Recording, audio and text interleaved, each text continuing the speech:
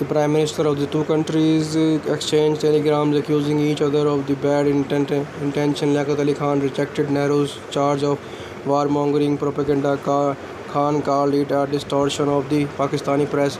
Discontent with the India over its persistency in not holding a plebiscite and a misrepresentation of the desire to liberate Kashmir as an anti-Indian war. Khan also accused India of raising its defense budgets in the past 2 years, a charge which Nehru rejected while expressing surprise at Khan's dismissal of the virulent anti-Indian propaganda. Khan and Nehru also disagreed on the detail of the no-war declaration.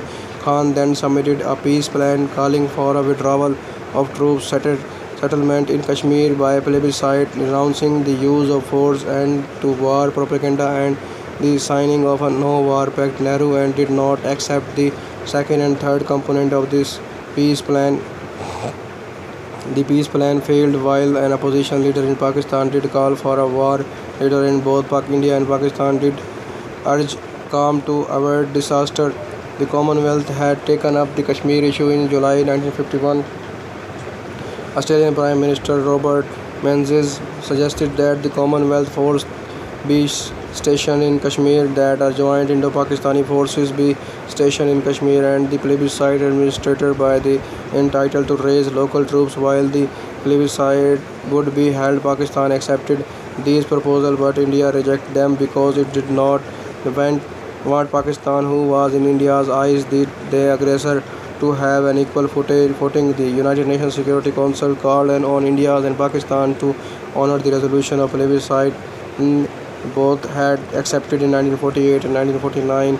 The United States and Britain proposed that if the two could not reach an agreement, then arbitration would be considered. Pakistan agreed, but Nehru said he would not allow a third person to decide the fate of 4 million people. Corbyn criticized India's stance toward a valid and recommended technique of international cooperation. However, the peace was short-lived.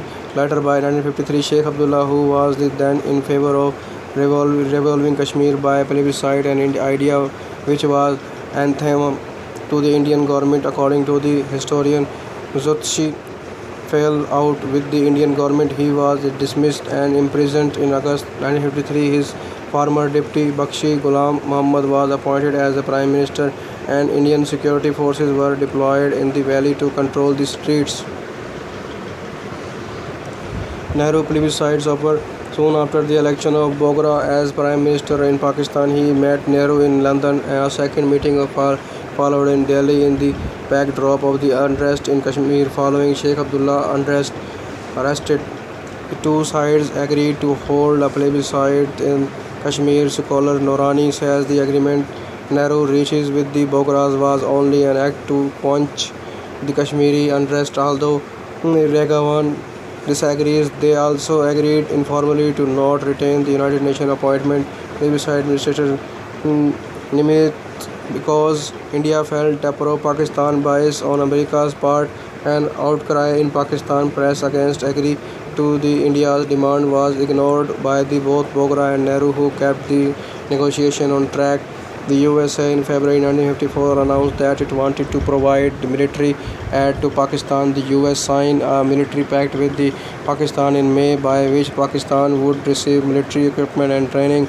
The US President tried to alleviate India's concern by offering similar weaponry to India. This was an unsuccessful attempt. Nehru's misgiving about the US-Pakistan pact made him hostile to a plebiscite. Consequently, when the pact was concluded in May 1954, Nehru withdrew the plebiscite offer and declared that the state quo was the only remaining option.